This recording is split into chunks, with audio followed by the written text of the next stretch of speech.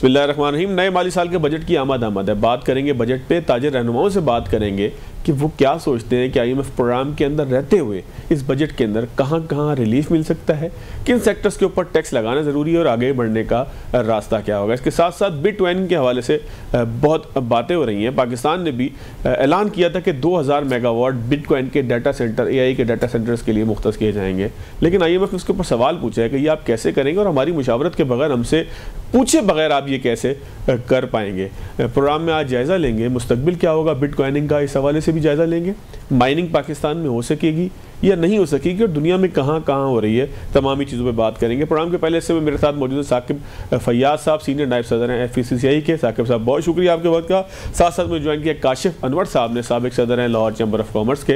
काशिफ साहब आपका भी शुक्रिया। काशिफ साहब आप ही सर फरमाइएगा, फिर मैं साकिब साहब की तरफ जाऊँगा। बजट अब ज़ाहिर है कि पेश होना है, उसकी कुछ तारीख के ऊपर इबाम ज़रूर है, लेकिन ज़ाहिर है कि पेश होना है। क्या तजावीज़ लाहौर की ताजिर बरादरी ने दी, किनको हुकूमत ने वेलकम किया, किसके ऊपर इख्तलाफ पैदा हुआ, कहाँ पर जो है वो आपको लगता है कि हुकूमत आपकी कंसल्टेशन के साथ बजट लाने में कामयाब हो सकेगी?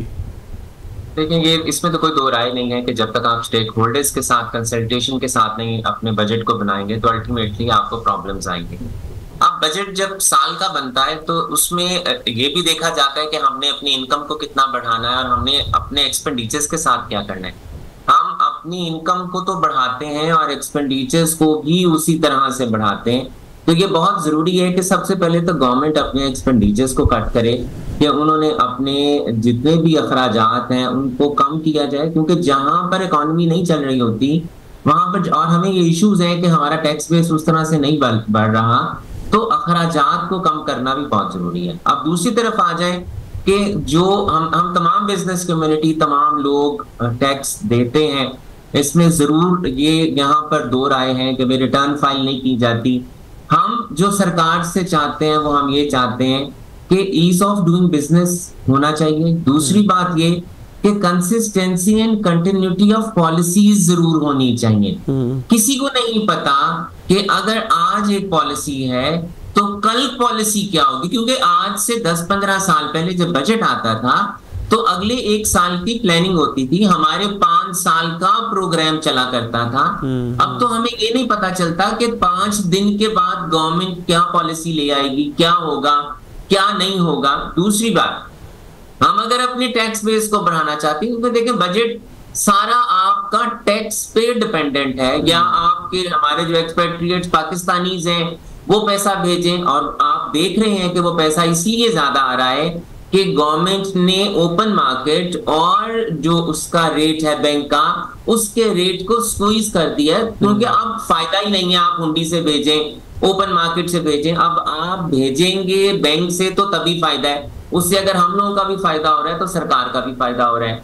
हमारी एक्सपोर्ट्स का बढ़ना बहुत जरूरी है। हमारी एक्सपोर्ट्स शायद उस तरह से नहीं बढ़ रही जिस तरह से हमारी एक्सपोर्ट्स को बढ़ना चाहिए, और वो तब तक नहीं बढ़ेगी। देखिए, हम we are very grateful to the state, interest rate को कम किया है, बिजली के रेट को कम किया है, इन्फ्लेशन को कम किया है, लेकिन उसके साथ साथ जो हमारे प्रैक्टिकल प्रॉब्लम्स हैं, जो हमारे इश्यूज हैं, गवर्नमेंट जब तक उसको रिजॉल्व नहीं करेगी तब तक हमारी एक्सपोर्ट नहीं बढ़ेगी। जब तक कॉस्ट ऑफ डूइंग बिजनेस इससे ज्यादा कम नहीं होगी, जब तक हम कंपैटिबल नहीं होंगे, हम compete नहीं करेंगे इंटरनेशनल मार्केट में अपने जो बाकी बकाया मुल्क हैं, इंडिया है, श्रीलंका है, बांग्लादेश है, तब तक हम अपनी एक्सपोर्ट्स को नहीं बढ़ा सकेंगे। एक और जो बहुत जरूरी बात है गवर्नमेंट के करने की, कि इस वक्त जो हमारे इंडस्ट्रियलिस्ट, हमारे जितने भी जो सरमायादार हैं यहाँ पर, वो इस मुल्क से पैसे को निकाल के क्यों लेके जा रहे हैं, इस क्यों के सवाल का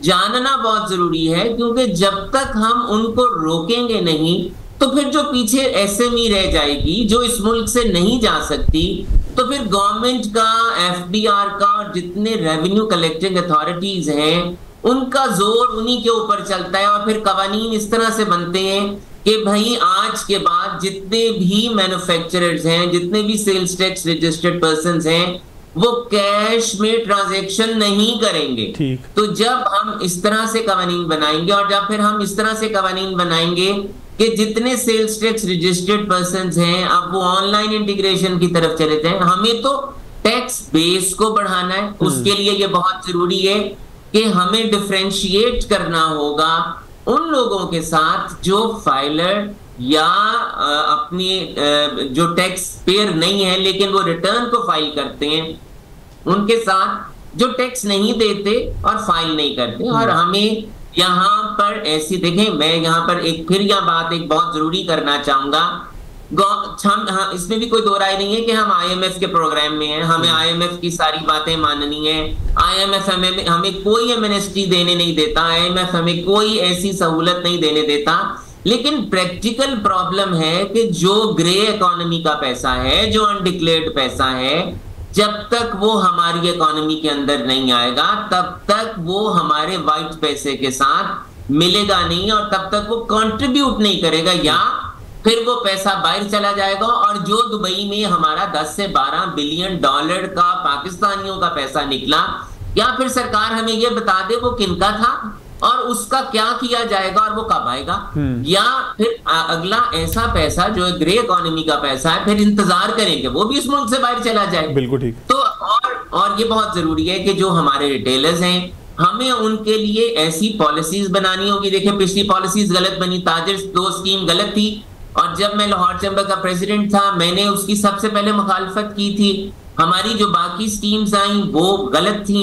हमें रिटेलर्स के लिए ऐसी स्कीम्स बनानी होंगी, क्योंकि आप देखें आप रिटेलर को आपने बाउंड कर दिया है कि अगर आपकी सेल 2 करोड़ रुपए से ज्यादा होगी तो आप अपने आप को सेल्स टैक्स में लेकर आए। तो इस वक्त तो जो कॉर्पोरेट सेक्टर है वो इतने प्रॉब्लम्स है सेल्स टैक्स में कि वो उनको उन लवाजमात को पूरा नहीं कर सकते। तो हम अपने एक रिटेलर भाई से जो पढ़ा लिखा नहीं है, वो टैक्स देखे वो टैक्स देने को तैयार है, वो डिक्लेरेशंस करने को तैयार है, लेकिन वो ये कहता है आप मुझसे टैक्स ले लें लेकिन आप मुझे इन मुश्किल कवानीन से दूर रखें। तो हमें इसको देखना होगा। ठीक हो गया। मैं दोबारा आपकी तरफ आता हूँ काशिफ साहब। साकिब साहब, सर आपके साथ कंसल्टेशन का मामला कहाँ तक रहा? एफपीसीसीआई ऑन बोर्ड कितनी थी? किस हद तक ये जो बजट की दस्तावेज सामने आएगी चंद दिन बाद, इसमें हम कह सकेंगे कि एफपीसीसीआई को कम से कम पूछा गया है, उनको कंसल्ट किया गया है, उनको जो ऑन बोर्ड लिया गया है? देखिए कंसल्टेशंस तो नो डाउट इस मरतबा जो है वो काफी बेहतर थी गवर्नमेंट की तरफ से। हमारे पास फाइनेंस मिनिस्टर भी आए, हारून अख्तर साहब आए, और फाइनेंस मिनिस्टर भी, उन्होंने भी हमारे साथ कंसल्टेशन की। लेकिन जो सूरत हाल जो मुझे नजर आ, जो आईएमएफ की कंडीशंस के साथ जो बजट बनने जा रहा है उसमें हमें कोई बहुत ज्यादा अच्छी उम्मीद नहीं है कि बहुत ही कोई बिजनेस फ्रेंडली बजट होगा। लेकिन इसमें जो सबसे इम्पोर्टेंट बात है जो हम लोगों ने उनसे की है कि जैसे अभी फाइनेंस मिनिस्टर साहब आए थे, औरंगजेब साहब, उन्होंने कहा कोशिश करेंगे कि ये अब हमारा आईएमएफ का इस मरतबा आखिरी प्रोग्राम हो और उसके बाद हम कोशिश करेंगे कि हम आईएमएफ की तरफ नहीं जाएं। तो हमने फिर उनको यही कहा कि इस बजट में फिर सबसे जो इम्पोर्टेंट है वो हमें अपने एक्सपोर्ट ओरिएंटेड जो भी सेक्टर है उसको देखना होगा और उसको की पॉलिसी हमें कि हम ज्यादा से ज्यादा अपनी एक्सपोर्ट को बढ़ा सकें, क्योंकि हम आईएमएफ की तरफ जाते हैं अपने फॉरेन रिजर्व्स के लिए। तो उसका जो वाहिद हल यही है कि हम अपनी एक्सपोर्ट को किस तरह बढ़ा सकते हैं, और एक्सपोर्ट को बढ़ाने के लिए हमें खास तौर पे एनर्जी सेक्टर को, जो हमारी एनर्जी जो कॉस्ट है, लाना होगा। अदरवाइज हमारी इंडस्ट्री और हमारी एक्सपोर्ट जो है वो कंपेटिटिव नहीं हो सकती इंटरनेशनल मार्केट में। सर आप कह रहे हैं कि एनर्जी कॉस्ट को जो है वो ठीक करना होगा, ठीक तरीके से लाना होगा। यहाँ जो है वो तजवीज़ ये भी आ रही है कि नेशनल ग्रिड के ऊपर सारी चीज़ों को लेकर आएंगे हम लोग। जिन लोगों ने अपने प्लांट लगा लिए थे, जिन फैक्ट्रीज़ ने, जिन इंडस्ट्रीज़ ने, या जहाँ पे कोई और मुतबादिल ज़रिया था उनके पास तवानाई का, गवर्नमेंट तो ये कह रही है कि हमने उसको भी ज़बरदस्ती जो है नेशनल ग्रिड के ऊपर लाना है, पॉलिसीज़ ऐसी बनानी है कि लोग नेशनल ग्रिड पे आएँ। तो क्या हुकूमत पैसे कम करने के लिए जाएगी? आपको नहीं, वो ये नहीं कह रहे, लेकिन गवर्नमेंट ये थोड़ी सी एक समझ लेंगे एक मिस इन्फॉर्मेशन भी, गवर्नमेंट ये नहीं कह रही कि जो अल्टरनेट एनर्जी की तरफ जा रहे हैं उनको ग्रिड में आना होगा। वो कह रहे हैं कि जो कैप्टिव पावर पे जो थे, जो जनरेटर से पहले जो गैस के जरिए जनरेटर ऑन कर रहे थे और फिर उसके बाद जो है वो अपनी इंडस्ट्रीज में एनर्जी हासिल कर रहे थे, उनके ऊपर वो कह रहे हैं कि उनको ग्रिड पे आना होगा, ऑल्टरनेट एनर्जी पे नहीं। लेकिन इसके साथ साथ देखें ये भी है कि आप अब जो भी बड़ी बड़ी इंडस्ट्रीज हैं वो ऑल्टरनेट एनर्जी की तरफ जा रही हैं, और वो जो है विंड पावर पर भी जा रही हैं, वो जो है सोलर एनर्जी की तरफ भी आ रही हैं। लेकिन इसके साथ साथ हो ये रहा है कि जो छोटी इंडस्ट्री है जो सोलर या विंड पावर पर इन्वेस्ट नहीं कर सकती, उसके लिए बिजली मजीद महंगी होती जा रही है, क्योंकि उसकी जब ये लोग ग्रिड से जब वो इलेक्ट्रिसिटी यूज नहीं करेंगे तो कैपेसिटी चार्जेस की मद में कैपेसिटी चार्जेस मजीद बढ़ जाएंगे। तो उसकी वजह से इनको जो कॉस्ट है वो और ज्यादा मजीद इसकी बढ़ जाएगी। तो वो हमें पॉलिसी लानी होगी कि उन छोटी इंडस्ट्रीज के लिए, उन एसएमईज के लिए, कि हम उसमें क्या ऐसी पॉलिसी लाएं कि वो भी जिंदा रहें, वो भी अपना काम करते रहें, और इनकी तरफ जो ऑल्टरनेट एनर्जी की तरफ जा रहे हैं उसको भी हमें मजीद बल्कि उनकी हौसला अफजाई करनी चाहिए, क्योंकि इसके बगैर हमारी एक्सपोर्ट नहीं बढ़ सकती। और हमें इस बजट में सिर्फ और सिर्फ फोकस करना होगा how we can increase our export and how we can protect our industry. मैं एक छोटा सा ब्रेक लेता हूँ साकिब साहब, ब्रेक के बाद आपके पास आता हूँ मैं। काशिफ साहब आप भी मेरे साथ रहिएगा। सवाल सर एक बड़ा अहम है। डोनाल्ड ट्रंप साहब ने गुज़िश्ता रोज़ एक बातचीत की थी जिसमें उन्होंने हमें बताया था, सबको बताया था कि पाकिस्तान के साथ अगले हफ्ते से मुज़ाकरात शुरू हो रहे हैं टैरिफ के मामले के ऊपर। फिर देखा कि पाकिस्तान का वफ़द जो है वो उसको भी एक बाज़ाब्ता तौर पर दावत मौजूद है। ब्रेक के बाद जायज़ा लेंगे कि पाकिस्तान के पास ऑप्शंस क्या हैं। ब्रेक के बाद खुशामदीद। साकिब फैयाज साहब और काशिफ अनवर मुमताज़ साहब मेरे साथ मौजूद हैं। साकिब साहब, सर डोनाल्ड ट्रंप ने हमें बताया था, फिर हमने खबर भी देखी कि जहाँ पर जो है वो पाकिस्तान का वफ़द टैरिफ के ऊपर मुज़ाकरात करेगा, तो पाकिस्तान के पास ऑप्शंस क्या होंगे, पाकिस्तान किन चीज़ों के ऊपर बात करेगा, इसकी खबर आपके पास क्या है, और कहाँ तक हमें रिलीफ मिलने का चांस है जब हम बात करें अमेरिका के साथ? देखिए मेरे ख्याल में कि हमारे लिए इसमें कोई बहुत ज़्यादा मुश्किल नहीं होना चाहिए, क्योंकि ऑलरेडी जो भी हमारी 60-70% जितनी भी हमारी इंपोर्ट है यूएस से, वो ऑलरेडी या 0% है या हाईएस्ट जो है वो 10 से 12% पर है। तो हमें जो है मेरे ख्याल में अगर हम लोग कोई उसमें टैरिफ में एडजस्ट करते हैं तो और उसकी रिवर्स अगर हम लोग उनसे ये रिक्वेस्ट करते हैं कि वो भी जितना हम उनको टैरिफ में रिलीफ दे रहे हैं जो हम एक्सपोर्ट कर रहे हैं उधर, वो अगर हमें भी ये उसके ऊपर उतना ही रिलीफ दे देते हैं तो मेरे ख्याल में तो हमारे लिए ये पहले से भी बेहतर सिचुएशन हो जाएगी। क्योंकि हमेशा होता यही है कि जब भी किसी कंट्री को हम लोग किसी टैरिफ में रिलीफ देते हैं तो वाइस वर्सा फिर उधर से भी हम लोग उसी तरह उनसे रिलीफ हासिल करते हैं। तो मेरा ख्याल में तो ये एक बहुत ही अच्छी अपॉर्चुनिटी मैं तो इसको समझता हूँ कि ये होगी। और अगर हम लोग इस तरह से उसके साथ सेटलमेंट हो जाती है, अभी फाइनेंस मिनिस्टर भी उधर ही थे, वहाँ पे यूएस का दौरा करके आए और मेरे ख्याल में उधर वो काफी मुतमईन थे कि उनके साथ उनकी जो मुज़ाकरात हुए हैं वो काफी बेहतर हैं और मैं समझता हूँ इसके अच्छे नताइज बरामद होंगे। ठीक हो गया। काशिफ साहब आप क्या कहते हैं जी, क्या ऑप्शंस होंगे हमारे वफ्द के पास जो गुफ्तगू करेगा वहाँ पे? डोनाल्ड ट्रंप साहब ने भी जिस तरह से बताया कि गुफ्तगू होने वाली है। देखिए बात ये है कि हमारे फॉरेन रेमिटेंसेस भी आती हैं, हमारे जो एक्सपेट्रिएट्स पाकिस्तानीज हैं वो यूएसए में हैं, यूके में हैं, यूएई में हैं और केएसए में हैं, सऊदी अरेबिया में। तो जहां से हमें पैसा आ रहा है और जहां पर हमारे लोग जा रहे हैं और जहां से हमारे मुल्क को ज़र मुबादला आता है, हमें उनकी बात माननी होगी। दूसरी बात ये कि हमारी एक बहुत बड़ी एक्सपोर्ट की मार्केट अमेरिका है और जहां तक मेरे इल्म में है कि उन्होंने हमारे प्रोडक्ट्स पर टैरिफ कम लगा रखे हैं और शायद हमारे टैरिफ्स ज्यादा हैं।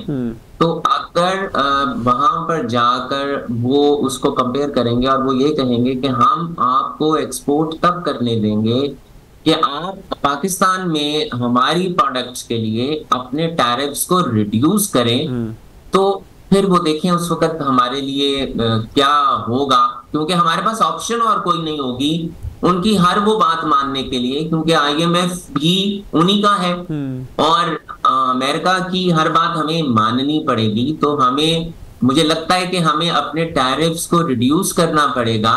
और उसकी वजह से जो अब हम बार बार ये बात करते हैं कि हमें अपनी एक्सपोर्ट्स को बढ़ाना है और इंपोर्ट को, मैं तो जी हमेशा एक बात ये करता हूं कि हमें अपनी इंपोर्ट को कम करना है, और जो हम नारा ये लगाते हैं कि हमारी प्रायोरिटी है एक्सपोर्ट को बढ़ाना, हमारी प्रायोरिटी ये होनी चाहिए कि इंपोर्ट को कम करना है। और इंपोर्ट को कैसे कम करना है, वो उसके लिए देखें, वो भी लॉन्ग टर्म और मीडियम टर्म प्लानिंग है कि यहाँ इंडस्ट्रियलाइजेशन करें, यहाँ लोकल इंडस्ट्री को दें, यहाँ पर आपके जो अल्टरनेट एनर्जी है, पानी पे आप इन्वेस्टमेंट करें, ताकि जो सबसे बड़ा हमारा फ्यूल इंपोर्ट होता है जिसपे सबसे ज्यादा ज़र मुबादला लगता है, हमें वो कम इंपोर्ट करना पड़े।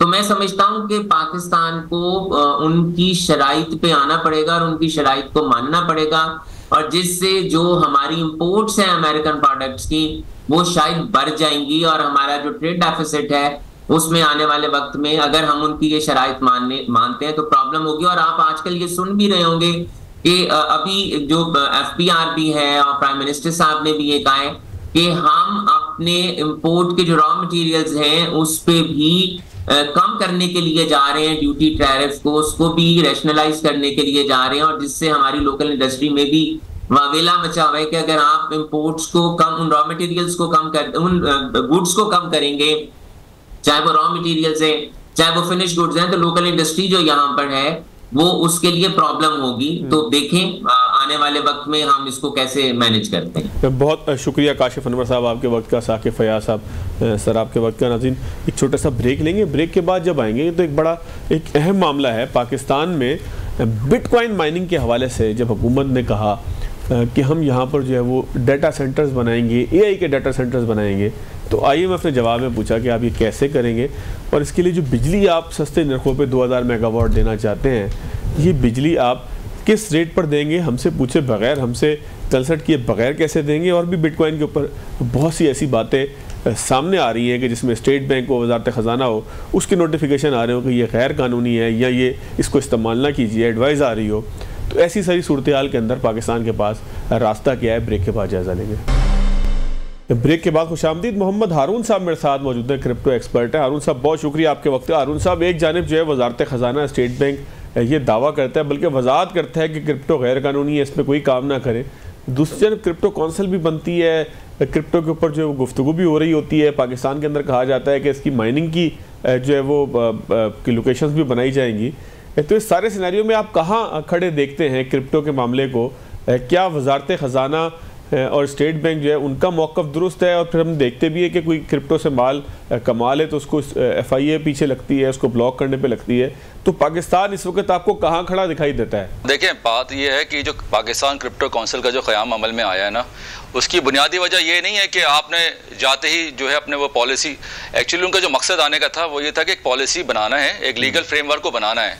हर चीज़ से पहले ना ये कमेटी बनाई जाती है, हर चाहे वो कोई भी ऐसा सिलसिला हो, किसी भी मुल्क की मैं बात करूं या किसी भी इलाके की बात करूं, हमेशा उससे पहले कमेटी बनाई जाती है। इस कमेटी आने का मकसद ये नहीं कि सारी चीज़ें अचानक से एकदम से हो जाएंगी, लेकिन जाहिर सी बात है, मैं तो ये नोट कर रहा था कि पाकिस्तान क्रिप्टो काउंसिल में सिर्फ हमारे जो फाइनेंस मिनिस्टर हैं या जो हमारे औरंगजेब साहब हैं, उनके अलावा और भी बहुत सारे लोग इसमें शामिल हैं, जिसमें स्टेट बैंक को रखा गया, इसमें SEC को रखा गया, इसमें FIA को रखा गया, इसमें वो सारे इदारे मौजूद हैं। तो ये कह देना कि जी ये जो पाकिस्तान क्रिप्टो काउंसिल जो बनाई गई है, इसने आते ही काम ऐसे शुरू कर देना, इसका मतलब बिल्कुल हरगिज़ नहीं है, बल्कि सबसे पहले एक लीगल फ्रेमवर्क और एक जो आपसे कह सकते हैं कि इसका एक रेगुलेशंस जो है वो बनानी ज़रूरी है। उसके लिए एक कमेटी तश्कील की गई है जिसका CEO जो है वो बिलाल बिन साकिब हैं।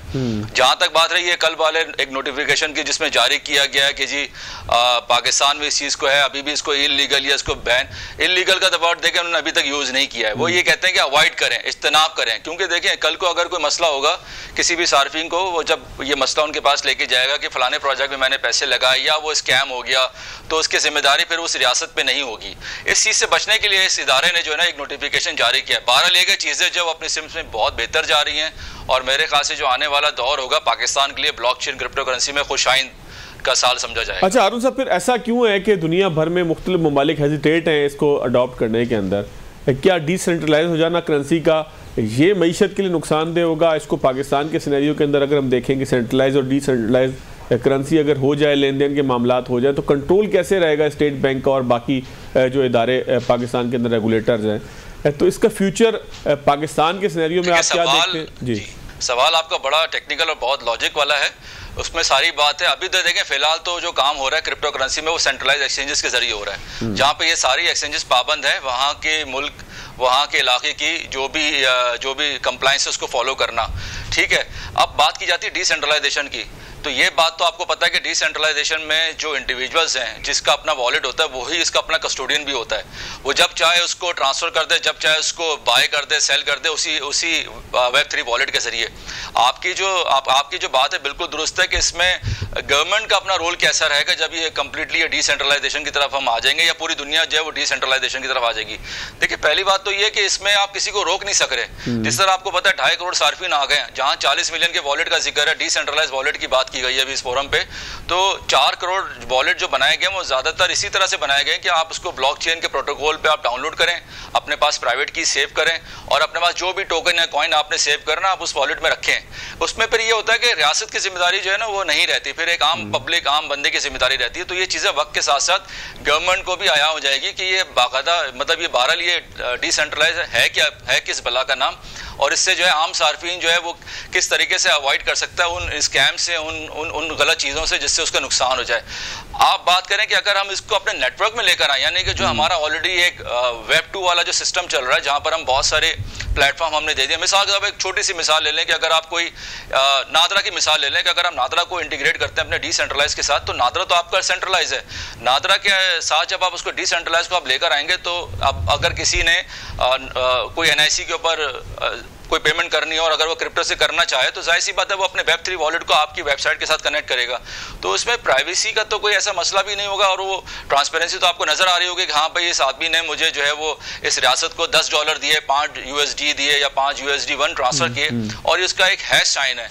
हैश जो होता है ना ये बड़े मायने रखता है डिसेंट्रलाइज में, क्रिप्टो में, ब्लॉकचेन में हैश साइन जो होता है बड़े मायने रखता है, क्योंकि हर ट्रांजेक्शन का रिकॉर्ड होना ही ब्लॉकचेन कहलाता है। तो इससे ये बात खत्म घबराना नहीं चाहिए कि अगर डिसेंट्रलाइजेशन आ गई तो फिर क्या होगा। हाँ, ये जो बड़े बैंक से इनको सोचना चाहिए, इनके लिए हो सकता है मसला, क्योंकि जाहिर सी बात है ये सारा जो डिपॉजिट्स होगा वक्त के साथ साथ लोग इसको अपने वॉलेट में लेकर आएंगे, अपने पास इसको महफूज करेंगे। और ख़ास तौर पे देखें जो आने वाली जनरेशन है जिसकी हम बात करते हैं जेन ज़ी की, सबसे ज़्यादा रेशो तो इसी का ये 40 मिलियन के वॉलेट में या 2.5 करोड़ के जो सार्फिन है, सबसे ज़्यादा जो पब्लिक है वो आपके पास आप ये समझ लें कि 18-20 साल से लेकर 30-32 साल के नौजवान हैं जो इस वक्त 70% हैं। आप इनको रोक नहीं सकते हैं, आप इनको रोकेंगे या आपके लिए अपने लिए एक मसला खड़ा हो जाएगा कि आप इनको, बेहतर तो ये कि आप इनके साथ साथ चलें और जिस हवा को रोके उस हवा को रुख पे चलें। अच्छा हारून साहब, इंडिया ने जो सबसे बड़ी जी हारून साहब इसमें मुझे ये भी कर दीजिएगा, अपनी बात कंप्लीट भी कर लीजिएगा, मैं ज़रा क्वेश्चन रेज कर दूँ। सर अर्ली अडॉप्टर कौन कौन से हैं इस वक्त दुनिया के अंदर, कौन लोग हैं, कौन से ममालिक हैं कि जो अडॉप्ट कर चुके हैं, करने लगे हैं, करने वाले हैं, जिस तरह से पाकिस्तान है, और पाकिस्तान का शुमार अर्ली अडॉप्टर्स के अंदर आता है या हम लेट हो चुके हैं, इस वक्त सूरत हाल क्या है ओरिजिनली ये भी बता दीजिएगा।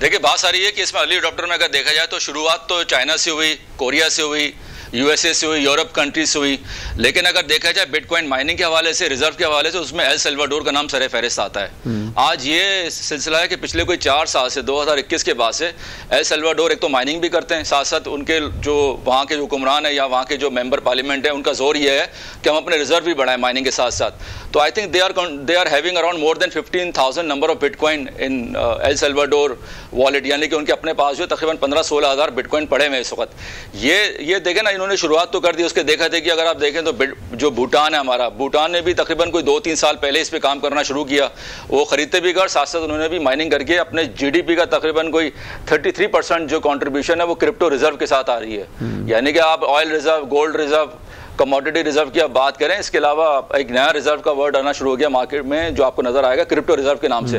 तो पाकिस्तान इन्हीं को देख के ही, ये सब चीज़ों के ऊपर देख के ही एक स्टेप लेना चाह रहा है कि हमारे पास अभी हमने इतना अर्सा गुजार लिया, 70-80 साल हमें होने वाले हैं और हम ये देख रहे हैं कि हमारे पास रिजर्व ही नहीं बढ़ते जा रहे। हमने कहाँ गलतियाँ की उसको सही करें या हम किसी एक नए वाले शोबे में चले जाएं जहाँ पर अगर हम शुरू से जीरो से एक ट्रांसपेरेंसी के साथ हम काम करें तो हो सकता है आने वाले वक्तों में आपको भी पाकिस्तान का ये क्रिप्टो रिजर्व नजर आए। तो अगर आप बात करते हैं अर्ली अडॉप्टर की, तो मैंने आपके सामने नाम ले लिया, एल सल्वाडोर है, भूटान है, यूएई अभी देखें ना वो भी इस वाली रेस में आ चुका है। सारी स्टेट जो है ना इस पर काम कर रही हैं और अगर हम इसमें मजीद हम पीछे रह गए है, तो ये मेरे ख्याल से एक बहुत अच्छा मौका जो है ना हम गंवा देंगे। ठीक हो गया। अच्छा, एक और आज एक मसला सामने आया है कि पाकिस्तान ने कहा था कि हम AI के डेटा सेंटर्स बनाएंगे, हम क्रिप्टो बिटकॉइन के लिए और क्रिप्टो जो पूरा ब्लॉकचेन है उसके लिए माइनिंग के लिए जो है वो हम सेंटर्स बनाएंगे। लेकिन IMF ने भी कहा है कि आप कैसे बनाएंगे भाई, आपके पास बिजली कहाँ से आएगी। कहा जा रहा है कि जी 8 सेंट की इंडस्ट्री को नहीं देने दे रही IMF, आप कहते हैं 4 सेंट की जो है वो माइनिंग के लिए दी जाए। तो ये आप इसको अगर रियल टर्म्स के अंदर देखें, IMF पैकेज के अंदर, IMF डील के अंदर हम मौजूद हैं, तो क्या हमारे लिए पॉसिबल हो पाएगा? आपको फ्यूचर इसका क्या लगता है हारून साहब, क्या 4 सेंट की बिजली हम दे पाएंगे इन डेटा सेंटर्स को? देखिए, पहली बात तो ये है कि जब से 2000 मेगावाट का नारा लगा है, ये नैरेटिव चला है कि जी 2000 मेगावाट बिजली पाकिस्तान के पास है, पाकिस्तान के पास बिजली मौजूद है। अगर ये बिजली वो पब्लिक को दे देगा, पहले इतनी ज़्यादा आपने बिजली पाकिस्तान की जो खपत है वो 90 टेरावाट पर एनम बनती है तकरीबन, ठीक है। ओवरऑल जो बिटकॉइन का नेटवर्क है वो 150 टेरावाट है। नाउ यू कैन इमेजिन कि एक कंट्री भी जो है ना वो भी पूरा कंट्रीब्यूट नहीं कर सकती। अब सारी बात ये, मैंने तो कई हल्कों पर सवाल किया अपने लोगों से कि अगर ये 2000 मेगावाट में टेक्सटाइल को, सीमेंट को या किसी और इंडस्ट्री को दे दूँ, क्या उसके बदले वो पैसा हासिल होगा जो बिटकॉइन माइनिंग से हासिल होगा? ये सबसे बड़ा अहम इंपॉर्टेंट पॉइंट है कि मुझे अगर गवर्नमेंट सपोर्ट कर रही है, एज अ माइनिंग फर्म में अगर काम करूं पाकिस्तान में और मैं लातादाद मशीनें यहाँ लगा दूं और मुझे उसकी सपोर्ट मिले, उसके बदले मैं गवर्नमेंट को मैं क्या दूं? ये सारे सवाल आप उन सेक्टर से करें जिनको आप पहले से ये सब चीज़ आप देते चले आए हैं। क्या उससे पाकिस्तान को फायदा हुआ है? जवाब आएगा नहीं, क्योंकि मैं आपको बता दूं इसके पीछे जो एक टेक्निकल आंसर है वो यही है। मिसाल के तौर पर अगर आप कहते हैं कि ठीक है 2000 मेगावाट में से 200 मेगावाट तो हम निकाल दें AI सेंटर डेटा सेंटर से, इसका तो हासिल आपको फौरन नहीं होगा, ऐसी बात है। ये खपत सारी इस्तेमाल होगी, वक्तन फवक्तन आपको इस पे जो है वो, क्योंकि गवर्नमेंट खुद तो इन्वेस्टर बन नहीं सकती इस वाले केस में, वरना कंट्रोवर्सी आ जाएगी। तो यहाँ पर जो आप पब्लिक प्राइवेट पार्टनरशिप कर लें या आप किसी को ठेका दे दें, आप बड़ी फार्म को, वो आके यहाँ पे एक्सपेंशन अपना एक्सपेंड करें। देखें, ज़मीन आपके पास है, बिजली आपके पास है, जो माहौल है वो भी आपका अपना ही है पाकिस्तान के। तो हमारे पास जो आएगी बाहर से इन्वेस्टमेंट आएगी, मशीनें आएंगी, कैपिटल आएगा हमारे पास, और ये सारा नेटवर्क हम यहाँ बिल्ड करेंगे। जो भी कंपनी आएगी XYZ यहाँ पे, अब देखा ये जा रहा है कि अगर मैं पूरे साल पे कैलकुलेट करूँ तो 1 मेगावाट के ऊपर तकरीबन 270 मशीनें लगती हैं। तो कुल लगभग मिला के अगर मैं ये 1800 मेगावाट लेके जाऊँ, ये तकरीबन कोई 3-3.5 लाख मशीन का ये बनता है वॉल्यूम, यानी कि 3-3.5 एसिक माइनर होते हैं जो बिटकॉइन की मुसलसल 24 घंटे और साल में 365 दिन जो है ये काम कर रही होती हैं और ये पजल सॉल्व कर रही होती है। हर 10 मिनट के बाद एक ब्लॉक बनता है और एक ब्लॉक के अंदर 3.125 रिवॉर्ड मिलता है। ये रिवॉर्ड जो है शुरू से 50, 25, 12.5, 6.25 और ये 3.25 पर आ गया। ये तो हमने वक्त ज़ाया कर दिया, वो तो हमने मौका गवा दिया। अब जो आने वाले ब्लॉक्स बनेंगे उसमें 3.125 आपको BTC मिलेंगे। आपको मैं मिसाल दूं, foundry USA is one of the biggest giant mining pool in the world, जो टेक्सास में लगा हुआ है, जो यूएसए में लगा हुआ है। 34% तो उसकी कंट्रीब्यूशन है। एक दिन के अंदर आप लगा लें 144 ब्लॉक है, 450 बिटकॉइन पैदा होते हैं, माइनिंग होती है, यानी कि 450 रोजाना। साल का मैंने कैलकुलेट किया तो ये 1,65,000 बिटकॉइन माइन होते हैं एक साल में, आजकल के 3.125 के रिवॉर्ड से। अब इस 1,65,000 में से अगर हम 1% भी कॉन्ट्रीब्यूट करें, ये 2000 मेगावाट की बिजली में से जो 1800 मिले, तो now you can calculate around 16, आप समझ लें कि 1600, 1500, 1600 हमारे पास बिटकॉइन आ जाएंगे। आप अंदाज़ा लगा लें एक साल के अंदर हमारे पास। और जब आप इसकी कैलकुलेशन करेंगे $5 लाख के ऊपर, क्योंकि आपको पता है prices is increasing day by day, तो ये अंदाजा हो जाएगा तकरीबन कोई $800-900 मिलियन आपके पास आ जाएंगे। जब आप उनको बिजली दें तो उनसे आप बिटकॉइन की सूरत में रिटर्न वापस लें, तब जाके आपके बिटकॉइन रिजर्व बढ़ेंगे, ना कि आप उनसे डॉलर लेके, रुपया लेके अपने पास पार कर लें, वो कोई फायदा नहीं है। उसकी वजह है कि गवर्नमेंट ने, क्योंकि बिलाल ने बात बड़ी जोरों शोर से कही है उस फोरम पे लास वेगस पे कि भाई हम इस वॉलेट को हम सेव करेंगे और इसको हम नहीं बेचेंगे, चाहे कुछ भी जाए, प्राइस ऊपर जाए नीचे जाए, we will be holding for next 5-10 years. जो ये बहुत बड़ी बात उन्होंने कर दी है और गवर्नमेंट को इसको फॉलो करना चाहिए स्ट्रिक्टली।